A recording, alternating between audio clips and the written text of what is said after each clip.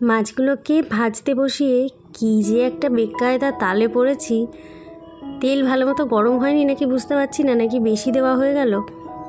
আর পার্শে মাছ একটু সময় নিয়েই ভাজতে হয়, তবে উল্টে দিতে পারছি না ভালো করে। ওই জন্য ওপাশ থেকে একটা করে উল্টিয়ে এই পাশে নিয়ে এসে আবার ওপাশেরটাকে উল্টিয়ে দিচ্ছি।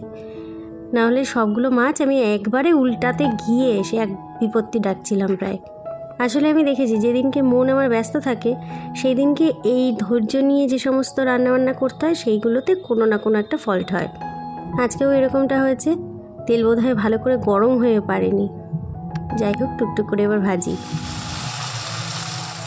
অবশেষে পার্শে মাছগুলোকে ভাজতে পেরেছি এই পর্যন্ত। আর একটু হালকা ভাজতে পারলে ভালো হতো। আর এদিকে পিকুর জন্য বসিয়েছি তেলাপিয়া মাছ ভাজা। রান্নাবান্না প্রায় শেষ করেই ফেলেছি। এখন মনে হচ্ছে আমার গাল থেকে আগুন বেরোচ্ছে, তাই এক টুকরো বরফ বের করব। যখন বাড়িতে খাওয়া দাওয়ার কারণে বরফের প্রয়োজন হয় তখন এই আইসক্রিমের মোল্ডের থেকেই বরফ নিয়ে আমি ব্যবহার করি। এর মধ্যে ভালো জল দিয়ে বরফ বসানো থাকে। সাধারণ জল দিয়ে ওই ট্রেগুলোর মধ্যে বরফ বসানো থাকে, সেইগুলো সাধারণভাবে ইউজ করার জন্য। তবে এখন আমি এখান থেকেই নেব। পিকু 2 দিন করে ঠকেছে, এই মোল্ডের মধ্যে ভেবেছিল আইসক্রিম বসানো। যাই হোক, এক টুকরো ওখান থেকে ভেঙে নিলাম। আমার তো নর্মাল টু অয়েলি স্কিন, ফলে রান্নাবান্নার সময় গাল একদম তেলতেলেই হয়ে যায় বলতে গেলে। আর ইদানিং একটা ব্যাপার লক্ষ্য করছি, সেটা হলো গাল প্রচণ্ড গরম হয়ে যায়। তাই এক টুকরো বরফ নিয়েছি, এইভাবে একটা কাপড়ের মধ্যে মুড়ে এইবার একটু আস্তে আস্তে গালে ঘষে নেব। ওদিকে বসানো রয়েছে মাছের ঝাল, আর বরফটা মারাত্মক ঠান্ডা। আসলে গালটা পুরো গরম হয়ে রয়েছে, তো তার মধ্যে যেই বরফ দিয়েছি একদম ধরে নিয়েছে। অয়েলি স্কিন ভালো, তবে বর্ষার সময় একটা প্যাচপ্যাচে ব্যাপার থাকে, যার কারণে অনেক সময় র্যাশ হয়, পিম্পলস হয়। আর এইভাবে এক টুকরো বরফ দিয়ে যদি গালটাকে আস্তে আস্তে ম্যাসাজ করে নিই, তখন দেখেছি যে আমার পোরসগুলো ব্লক হয়ে যায়, ফলে স্কিনটা গ্লো করে। এই হলো রান্নাবান্না। একটু পাতলা করে ঝাল বানিয়েছি মাছের, আর লাউ দিয়ে মুসুর ডাল বানিয়েছি। এই বাজার তো পুরোই বন্ধ, শুনশান।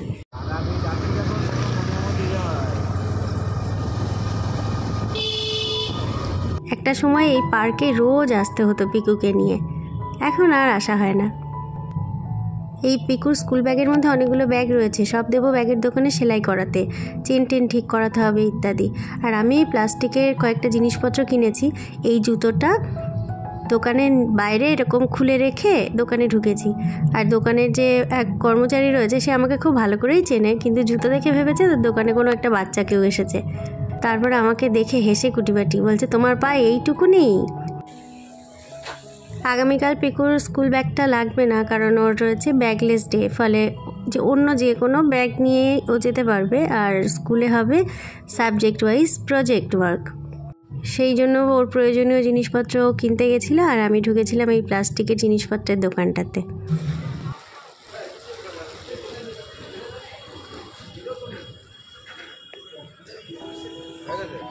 ব্যাগের দোকানে ব্যাগপত্র দিয়ে সমস্ত কিছু বুঝিয়ে দিয়েছি। কাল বিকেলবেলায় সব কটা রিটার্ন দেবে। আর এখন যাব একটু ফুচকা খেতে। বৃষ্টির মধ্যে রাস্তায় বেরোলে পরে আমার বেশ ফুচকা খেতেই মন চায়। কত হাবিজাবি খাবার দাবারের অফার পাই, কিন্তু না, চুজ করি আমি ফুচকা। আর পিকু হচ্ছে এই দোকানের বিরিয়ানি। যাই হোক, ওই দোকানে আজকে বিরিয়ানি পাইনি, তাই জন্য আমি এখন ফুচকা খাওয়ার উদ্দেশ্যেই বেরোলাম। আমাদের শহরের নামটা উল্টো দিক থেকেই দেখালাম। না বাবা, বিরিয়ানি খেতে হবে না, মোমো আছে ওই বাড্ডাসের ওখানে, মোমো চলো।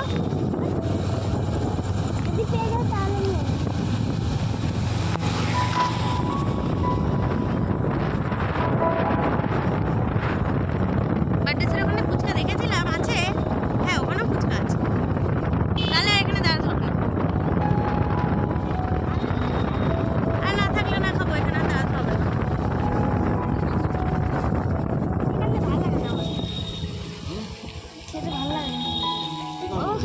ওখানেই একেবারে ওখানেই খাবো, চলো। মাঝে মধ্যে বাড়ির বাইরে আসলেই এই দোকান থেকেই আমরা মোমো নিই। আর আজকে নিয়ে যাবে পার্সেল, ফলে অর্ডার দিক, তারপরে ওইদিকে ফুচকার দোকানে ভিড় রয়েছে, একটু খালি হলে আমি ফুচকা খেতে যাব। বাড়ি চলে এসেছি। খুব বেশি ফুচকা খাইনি, কারণ রাতে না হলে খাওয়া দাওয়ার ইচ্ছেই নষ্ট হয়ে যাবে। আর আজকে সকালবেলায় পিকুর স্কুলে টিফিনের জন্য তড়কা বানিয়েছিলাম, সেই তড়কা রয়েছে, তাই দিয়ে রুটি খাবো বলে আটা মেখেও রেখে গেছিলাম। তো তড়কা রুটি আমাকে আজকে রাতে খেতেই হবে, তাই জন্য এখানে ফ্রাইড মোমো আনা হয়েছেও 1 প্লেট, যাতে এটা পিকু খায় আর তার সাথে আমরা এক টুকরো টুকরো খাবো, তাহলে পরে সবারই রাতের খাওয়ার ইচ্ছেটা থাকবে। ওদেরকে খাবারটা গুছিয়ে দিয়ে তারপরে আমি আপনাদের সঙ্গে শেয়ার করব কী কী কেনাকাটা করলাম। এটাকে নেবে স্যুপটা। আজকে বহুদিন পর গুছিয়ে আমার রান্নাঘরের জন্য কয়েকটা জিনিসপত্র কিনে নিয়ে এসেছি। প্রায়ই যাবো ভাবি, সময় আর সুযোগ হয়ে ওঠে না ঠিক মতো। আর এইগুলো পিকুর প্রজেক্ট ওয়ার্কের জিনিসপত্র, ওগুলো ও এখন সেট করবে। অনেক কাজ রয়েছে, আগামীকাল রয়েছে ওর স্কুলের প্রজেক্ট, নানান রকম সেই সমস্ত কাজ। আমি খাবো না বলার পরও জোর করে একটা মুখে দিয়ে দিয়েছে। একটা অন্তত ট্রাই করি। তবে ফ্রাইড মোমো আমার খুব একটা ভালো লাগে না। এই সমস্ত বাসনপত্র বা প্লাস্টিকের জিনিসের দোকানে গেলেই আমার মাথা হ্যাং হয়ে যায়। যাই হোক, এটা হলো বিছানা ঝাড়ার ঝাড়ু। শলার ঝাড়ু আমি আগাগোড়াই ব্যবহার করতাম, তবে এখন আর তৈরি করার সেভাবে সুযোগ হয় না, তাই জন্য একটা প্লাস্টিকের ঝাড়ুই কিনে নিয়ে আসলাম। সবাই ব্যবহার করে, দেখি বেশ ভালোই পরিষ্কার হয়। আর ওটা পিকুর প্রজেক্টের গ্লু। আর এখানে নিয়ে এসেছি বেশ কয়েকটা গামলা। এত প্রয়োজন হয় এই ধরনের ছোট ছোট গামলা। ওই যখন সবজিপাতি কাটি একটু জল নিয়ে বসতে হয় আমাকে। আর এই গামলাটা একটু জাবদা মতন, এটার মধ্যে ওই উষ্ণ গরম জল দিয়ে তার মধ্যে একটু নুন দিয়ে পা ডুবিয়ে রাখলে না বেশ রিল্যাক্স পাবো। সেই হিসেবেই কিনবো অনেক দিন ধরে ভাবি, তাই আজকে সুযোগও হলো, মনেও পড়েছিল, তাই কিনে নিয়ে আসলাম 2টো গামলা। আর কিনেছি কতগুলো ঝুড়ি। খুব বেশি মন মতন ভালো ভালো ঝুড়ি পাইনি, এইগুলোই ছিল। তবে বললো ব্যবহার করো, খারাপ হবে না। এই লাল ঝুড়িটা একটু বড় দেখেই নিয়েছি। আর এটাও একটু জিডি টাইপের ছিদ্র, যাতে শাক কেটে আমি ধুতে পারি। আর এইগুলো একটু বড় ছিদ্র রয়েছে। আমি আগে কি সুন্দর সুন্দর ঝুড়ি পেতাম, তেমন ঝুড়ি আর আজকাল পাই না, যার জন্য মেলা থেকে কিনলাম না, যে ভালো দোকান থেকে সুন্দর দেখে ঝুড়ি কিনবো জাবদা দেখে। এই ঝুড়ি দুটো নিয়েছে 10 টাকা করে, আর ওই মাঝারি সাইজের ঝুড়িগুলো নিয়েছে 35 টাকা করে। বড় লাল ঝুড়িটা নিয়েছে 70 টাকা, আর লাল ছাপা গামলাটার দাম নিয়েছিল 40 না 45 টাকা, আর বড় লাল গামলাটা নিয়েছে 70 টাকা। পিকুর বাবা একটু ভাত খাবে বললো, ওর জন্য ভাত বসিয়েছি। আর এই যে তড়কা গরম করে যেটুকু ফ্রিজে ঢোকাবো সেটা আলাদা করে রাখলাম আবার। আর আমারটাও একটা প্লেটের মধ্যে বেড়ে রেখেছি, যাতে টুক করে ঠান্ডা হয়ে যায়। আর বিছানা ঝাড়ার যে ঝাড়ুটা কিনেছি ওটা নিয়েছে 100 টাকা। বাইরে থেকে জিনিসপত্র নিয়ে এসে পরিষ্কার করে যতক্ষণ না ধুতে পারি মনের মধ্যে শান্তি লাগে না, তাই চটপট করে ঝুড়ি গামলাগুলোকে একটু ধুয়ে ফেলি। মেলার থেকে আমি 10 টাকা করে যে সবুজ ছোট ছোট 2টো ঝুড়ি কিনেছিলাম লঙ্কা রাখার জন্য, সেই 2টো ঝুড়িও যথেষ্ট জাবদা ছিল।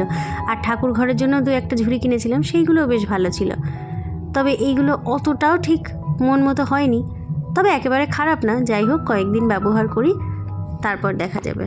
পিকুর স্কুলে প্রত্যেক মাসের শেষ সপ্তাহে একদিন থাকে ব্যাকলেস ডে, মানে ওই দিন বই খাতা বাদ দিয়ে সাবজেক্ট ওরিয়েন্টেড পড়াশোনা হয়, সেটা প্রজেক্ট ওয়ার্কের মাধ্যমে।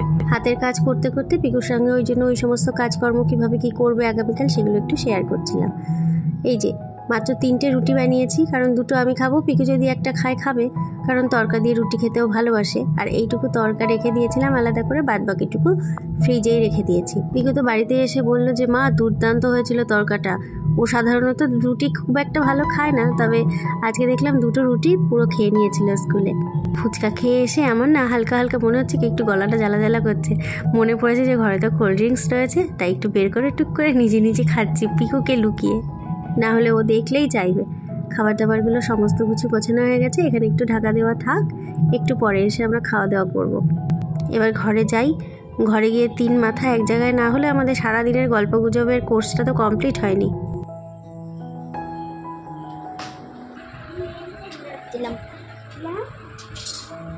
প্রজেক্টের জিনিসপত্র গোছানোর কাজে পিকু এদিকে ব্যস্ত রয়েছে। আর আগামীকাল মোচা রান্না করব, তাই জন্য পিকুর বাবা বসে বসে মোচাগুলোকে সুন্দর ছাড়িয়ে দিয়েছে। বাইরের গেট লক করে লাইটটা নিভিয়ে দিয়ে গেছি। আর এই দেখুন, ও ভেবেছে আমাদের গুড নাইট হয়ে গেছে, সুন্দর ছাতার নিচে এসে চুপ করে বসে আছে। যাই হোক, বেচারা ঘুমাচ্ছিল, লাইটটা আবার নিভিয়ে দেবো। আজকের মতো এই ভিডিওটা এই পর্যন্তই, দেখা হবে আবার পরের ভিডিওতে। টাটা।